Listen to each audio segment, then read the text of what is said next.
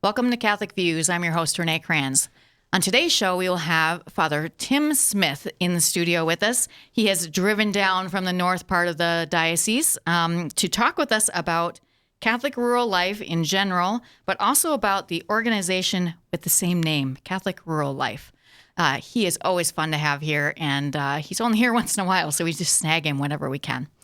First, in studio with me, it's Dr. Chris Bergwald. I have a little bit of time, so a quick question about interview with Father Tim. Yeah. Tease me one gem for the interview. Gosh, we did it. You called Ipswich a city. Oh, he did do that. Why is that bad? I was taken aback. I was like, is it not a town? Is Ipswich so big that it's a city? Okay. Sorry, So Ipswich listeners. I was just going to say, Bill, you're really that's working Bill the last Seeley, nerve of all the people email in address, Ipswich. his home address. Okay. Yeah, he talks a lot about the importance of rural people, rural towns to the dynamicism of our faith. So, and he's just always great. He is great. Great. Yeah. Thank you. So, Biblical Bites with Dr. B. Do you know, I haven't done this. Yeah, I did this for you recently. Do you know the Sunday we're in? Oh, shoot. 29th? Bill? That is correct. That is correct.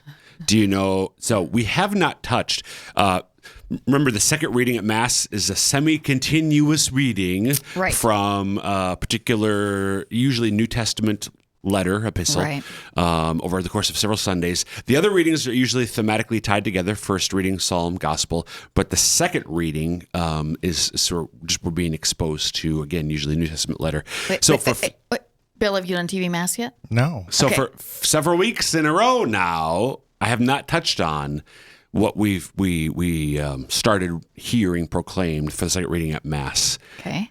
And it was Ephesians for a while, so I'm going to guess it's not that. Yeah, it's not that. Corinthians? No. Philippians? Okay. Hebrews. Hebrews. Hebrews. So it's a reading from the letter of Hebrews. So what? I said I knew that. Yeah, but you didn't say it, so it doesn't count. And we say at Mass, and it was different to my colleagues here in the studio. When we were all growing up, it was introduced differently than it is now. Now, the lector says, a reading from the letter to the Hebrews, but within our memories, something else was said. Bill's cringing. Looks kind of like this if you're watching. St. Paul to the Hebrews. A reading from the letter of St. Paul to the Hebrews is what we heard growing up. Right. But I just realized that when you said that. Yeah. So it's been that way for 30 years, but thanks for catching up, Renee. Hey, I still need the book to not go back to the old translation, okay? Yeah, so there was a small T tradition, and there still is some evidence that Paul wrote the letter to the Hebrews, but there's always been, going back way back, big question. Right. Did Paul write? There's some things that are similar to Paul's other letters, but there are other things that are very different. So the lectionary after Vatican II, now it would be interesting, and I don't know the answer to this question, was that just a matter of the English translation of the lectionary?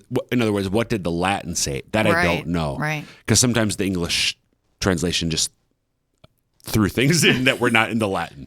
Thus the redoing of the translation.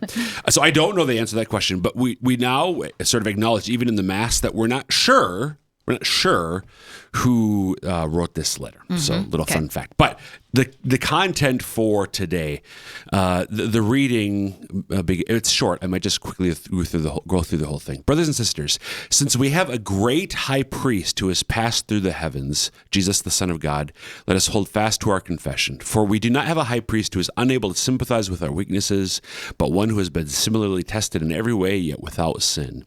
So let us confidently approach the throne of grace to receive mercy and to find grace for timely help. So, Jesus is the great high priest.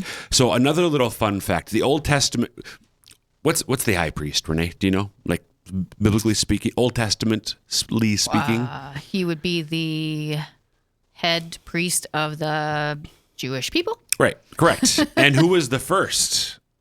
Melchizedek. No, I know why you said that. Good guess, but no. I knew his name. Moses' brother, Aaron. Aaron was once things got like more formally established. Aaron was the high priest. And in English, we say high priest, but actually the Hebrew is more precisely translated. Aaron was the great priest. Oh, okay. Not the high priest, but the great priest. English forever, it's been high priest. So here, Hebrews, we have a great high priest. It's actually, literally, we have a great priest. Oh. Jesus, who has passed through the heavens. So Jesus, we've talked about this before, a priest offers sacrifice. Mm-hmm. And they bring, in the Old Testament era, they would bring the sacrifice into the Holy of Holies, where only the high priest could go. This is where the Ark of the Covenant was. Mm-hmm. And the priest alone, eventually, just one time a year, the Day of Atonement, would go in there to offer the sacrifice for the atonement of the sins of the people.